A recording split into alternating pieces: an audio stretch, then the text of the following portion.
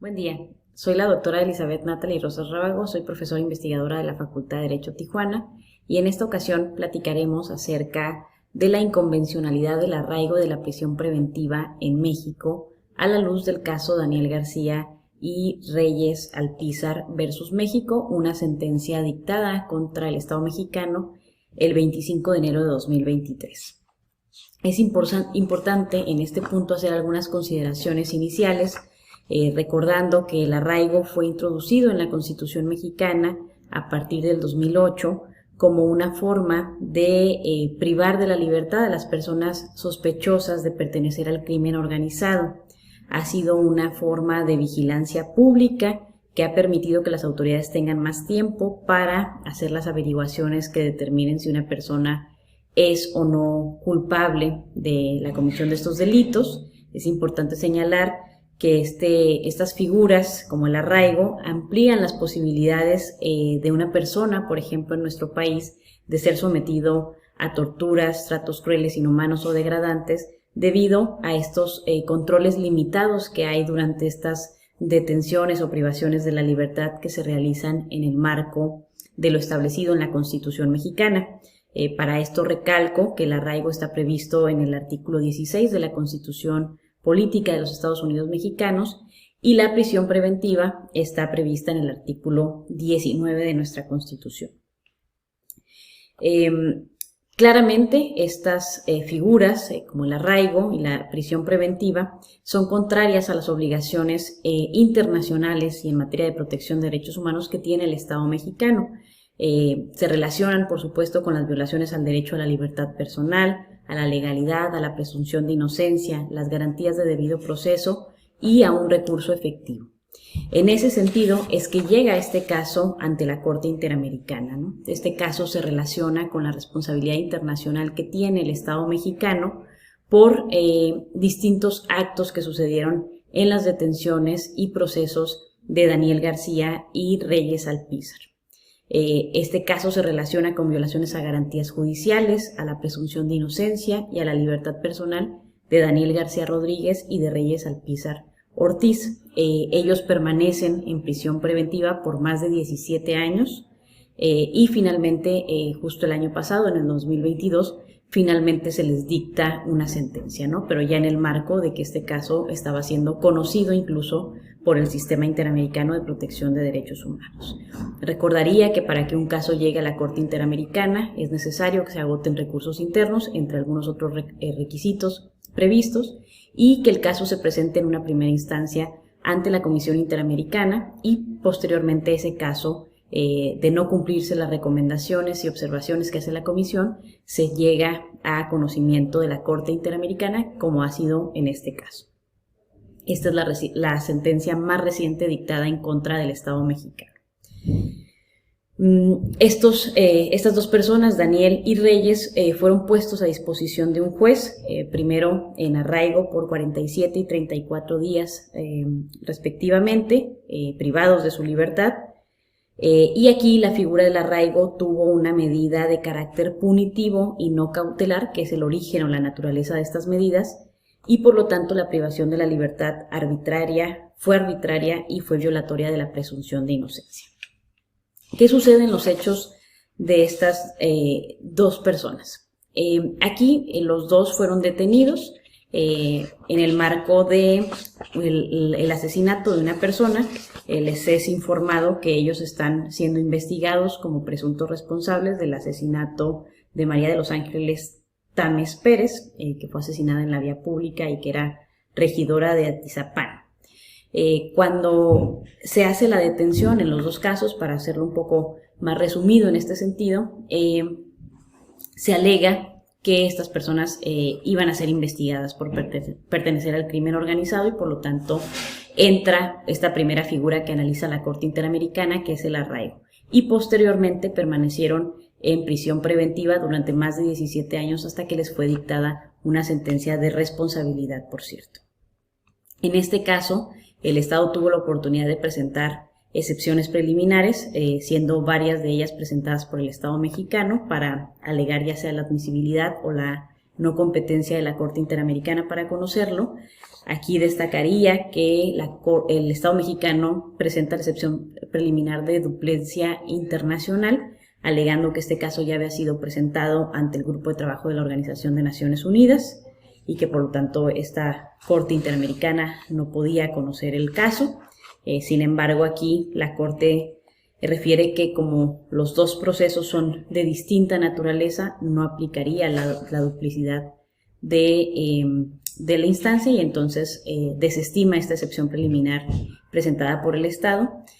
Rescataría también que el Estado presenta la excepción preliminar de agotamiento de recursos internos, alegando que una vez que dicta una sentencia para Daniel y para Reyes, ellos todavía tienen la posibilidad de atacar esa resolución a través de la apelación y posteriormente incluso del amparo, ¿no? Y señala también en esta excepción preliminar que la dilación de la causa penal no es atribuible al Estado, con lo que debo rescatar que la Comisión Interamericana señaló que precisamente no se agotaron recursos internos porque el Estado no presentó recursos eficaces, ¿no? Tan así que sancionó a estas personas pasados los 17 años, ¿no? Y el Estado todavía alega que es necesario que las víctimas esperen un poquito más, digamos, para que presenten su apelación y su recurso de amparo. Los representantes de las víctimas también alegaron que había dilación en el proceso y que, además, el señalar que el retraso en el proceso medio suponerlo así era atribuible a las víctimas es incluso revictimizante para ellos.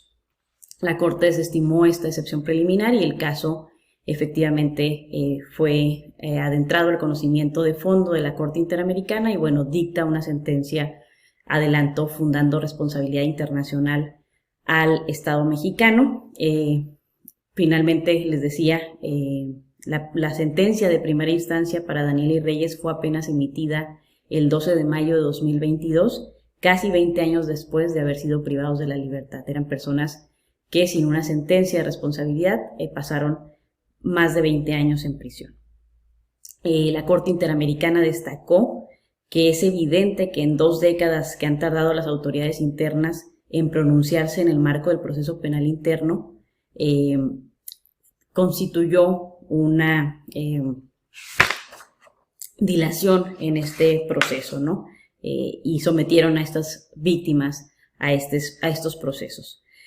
Constituye también una tardanza injustificada en los términos del artículo 46.2 de la Convención Americana y por lo tanto se admite que no se hayan agotado los recursos internos que señala la Convención Americana sobre Derechos Humanos.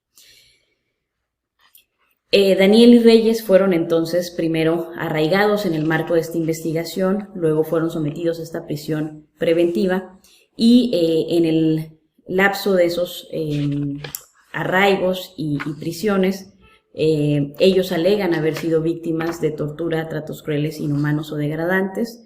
En el caso de Reyes Alpizar se concluyó evidencias físicas y psicológicas de estas presiones severas psicológicamente hablando, de estrés postraumático, de depresión, angustias generalizadas, síndromes de trastorno de estrés postraumático tipo tortura. En el caso de Daniel, fue vendado y le dijeron que lo que tenía que decir con detalles de lo que había que declarar. Fue coaccionado, filmado, golpeado durante estas declaraciones en presencia del procurador y defensor. Aquí la Corte hace un desarrollo de estos dictámenes médicos presentados por las víctimas en donde se queda constancia de la aparición de nuevas afectaciones físicas derivadas de estas torturas realizadas por el Estado. Una vez que concluye la Corte Interamericana y que efectivamente se encuentra responsable internacionalmente al Estado, destacaría las reparaciones que dicta la Corte Interamericana contra México. ¿En qué se centra la Corte Interamericana? Primero, en la obligación de investigar y señala que en el plazo más breve posible el Estado debe concluir las investigaciones en contra de estas presuntas víctimas. También debe investigar, procesar y sancionar a los responsables de la tortura de las que fueron víctimas Daniel y Reyes. Se habla también de la modalidad de garantías de no repetición y entonces la Corte Interamericana se refiere a la norma constitucional, el artículo 16 y 19 que les comentaba al principio, y señala que es importante se elimine de la Constitución, en este caso de la norma constitucional, de las normas secundarias, las figuras del arraigo y de la prisión preventiva. No es cosa menor que la Corte Interamericana haya venido a resolver un tema que ha sido tan polémico en nuestro país, donde finalmente siempre se mencionó por los organismos internacionales y las propias instancias nacionales que la figura del arraigo en los términos previstos en nuestra Constitución y de la prisión preventiva son inconvencionales. Y entonces finalmente la Corte Interamericana de Derechos Humanos ya tuvo oportunidad de pronunciarse sobre ello y ya señaló que efectivamente estas figuras son contrarias a la Convención Americana y tienen que ser eliminadas. Viene un importante reto para el Estado mexicano porque habrá que buscar la forma de hacer estas eliminaciones o reformas constitucionales en los términos previstos, por supuesto, en nuestro país y que será muy positivo para la protección de derechos humanos en nuestro Estado. Además de eso, pide la Corte Interamericana publicar fragmentos de esta sentencia en el Diario Oficial de la Federación, publicar la sentencia completa en una página web del Estado mexicano para que se conozcan los alcances de esta sentencia. También medidas de rehabilitación para el tratamiento físico y psicológico de las víctimas de este caso. Cabe recalcar que esta medida de rehabilitación tiene que ser gratuita y tiene que ser de manera prioritaria para ellos. Habla el Estado también, la Corte Interamericana también de la indemnización por daño emergente y lucro cesante por todo el tiempo que estas dos personas, estas dos víctimas no pudieron dedicarse a sus actividades laborales y entonces da una indemnización de $50,000 a cada uno de ellos. También sobre daño inmaterial, $50,000 para cada uno de ellos.